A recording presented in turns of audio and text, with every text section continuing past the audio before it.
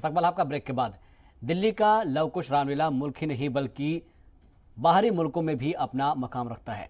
तारीखी लाल किला मैदान में हर साल होने वाले इस तकरीब में सदर जमहूरिया और पीएम के अलावा कई रियासत के वज़रा भी शामिल होते रहे हैं, जिसकी तैयारी बहुत पहले से ही शुरू हो जाती है।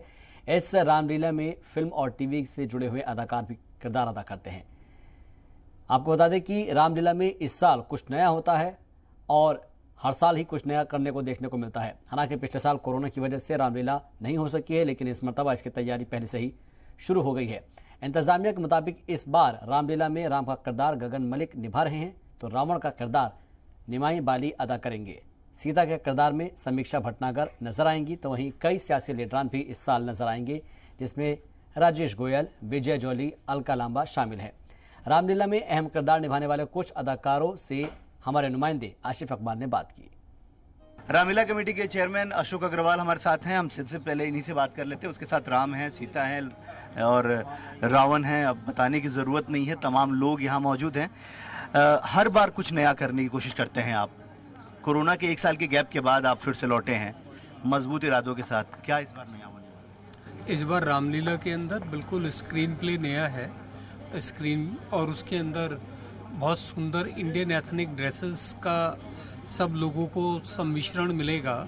साउथ से लेके और नॉर्थ तक का, राजस्थान से लेके और कलकत्ता और केरल, सब की ड्रेसेस का समावेश इस साल हम लोगों ने किया है। अलग अलग जगह पे अलग अलग तरह से है। लंका के लिए अलग तरह की ड्रेसेस बनाई गई हैं, अयोध्या में उत्सव के लिए अलग बनाई गई हैं, मिथिला में अलग बनाई गई हैं। कोविड नियमों का कितना पालन होगा? कोविड नियमों को लेकर किस किस तरीके से प्रिकॉशन आप बरतेंगे? क्या क्या होने वाला है? कोविड के लिए सारे के सारे नियमों का पूरी तरह से पालन किया जाएगा। हर बार ये भूमिका सिर्फ करना चैलेंजेस होता है या इस भूमिका को अमली जामा पहनाना चैलेंजेस होता है? आपने भी कहा अमली जामा पहनाना। आपने भी कहा कि बच्चों तक, आगे के जनरेशन को ये बात मालूम होनी चाहिए और बल्कि उनको पूरे फैमिली के साथ बैठ के ये देखना चाहिए, समझना चाहिए। क्या मूल सिद्धांत होगा इसका? कैसे आप बताएंगे? देखिए, मैंने जैसे कहा कि हिंदुओं के जीवन का जो आधार है वो रामायण है। जो संस्कार आए हैं वो रामायण से ही आए हैं। अगर आप रामायण नहीं देखेंगे बच्चे, तो वो संस्कार कहाँ से आएंगे? आज ट्रैक बदला हुआ है। आप छोटे से बच्चे से पूछ लीजिए कि सुग्रीव या बाली कौन थे, वो आपको नहीं बता पाएंगे कौन थे। हमारी जनरेशन में ये मालूम था। कांक्षा, पहली बार आप रामलीला में आप पार्टिसिपेट कर रही हैं, बहुत बड़ी जिम्मेदारी है आपको। सीता माँ का रोल कर रही हैं आप, कैसे देखती हैं आप? पहली बात तो मैं बहुत ही ऑनर्ड हूँ कि मैंने बहुत सारे किरदार प्ले किए हैं और थिएटर बैकग्राउंड से, लेकिन सीता माँ को प्ले करना अपने आप में एक बहुत बड़ा सौभाग्य है और चैलेंज भी बोल सकते हैं। क्योंकि जैसे हम मानते हैं कि कोई भी किरदार को अगर हम प्ले करते हैं और ऑडियंस अगर उसके साथ कनेक्ट ना करे तो हम सफल नहीं हैं।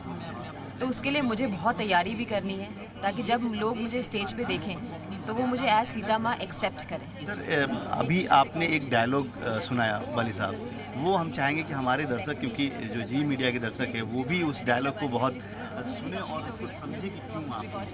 अच्छा, मैं धीरे से बोलूँगा, कुछ बगल में भी इंटरव्यू चल रहे हैं। साम दाम दंड भेद, राग द्वेष छल कपट, नीति अनीति कुनीति ढा ईर्षा कुचक्र षड्यंत्र, ये सब मुझे में आश्रय पाती है, क्योंकि हम रावण हैं।